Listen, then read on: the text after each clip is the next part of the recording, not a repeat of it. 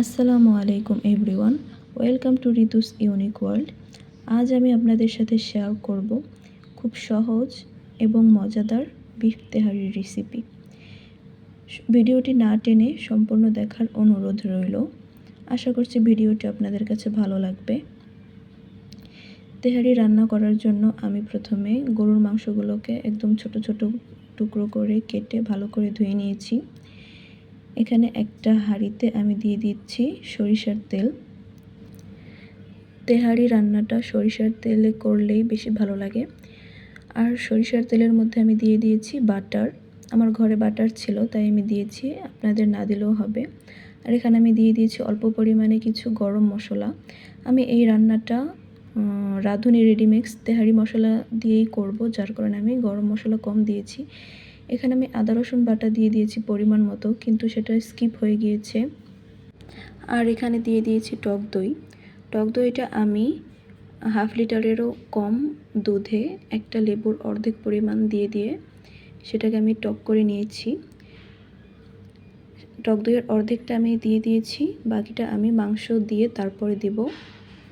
এবার আমি এখানে একে একে দিয়ে দিচ্ছি মরিচের গুঁড়ো, ধনিয়ার গুঁড়ো আর লবণ। আর দিয়ে দিচ্ছি রাঁধুনি রেডিমিক্স বিরিয়ানি মশলা। আমি মশলাটা পুরোটা দেইনি, কিছুটা রেখে দিয়েছি, অন্য আরেক দিন রান্না করব। মশলাগুলোকে আমি খুব ভালোভাবে কষিয়ে নিয়েছি। এবার এর মধ্যে দিয়ে দিয়েছি গরুর মাংস দিয়ে এগুলোকে কিছুক্ষণ এভাবে নেড়ে চেড়ে রান্না করে নিব। আমি এগুলোকে নেড়ে চেড়ে দিব ভালোভাবে, যেন নিচ থেকে লেগে না যায়। এবার এখানে বাকি টক দইটা দিয়ে মাংসগুলোকে ভালোভাবে কষিয়ে নিব। এখানে আমার আর এক্সট্রা পানি ব্যবহার করা লাগবে না, এটা দিয়ে মাংসটা কষানো হয়ে যাবে। কয়েকটা কাঁচামরিচ চাকু দিয়ে হালকা কেচে নিয়েছি। মাংসগুলোকে ঢাকনা উঠিয়ে কিছুক্ষণ পর পর এভাবে নেড়ে দিতে হবে। মাংসগুলো অনেক ভালোভাবে কষানো হয়ে গিয়েছে। এবার আরও কিছুক্ষণ এগুলোকে ভালো করে নেড়ে চেড়ে কষিয়ে নিব। এবার এর মধ্যে দিয়ে দিচ্ছি চাল দিয়ে এবার এগুলোকে খুব ভালোভাবে নেড়ে চেড়ে ভেজে নেওয়ার পালা। এই কাজটা যত সময় নিয়ে করা যায় তত ভালো। আমি অনেক সময় নিয়ে এগুলোকে খুব ভালোভাবে ভেজে নিচ্ছি।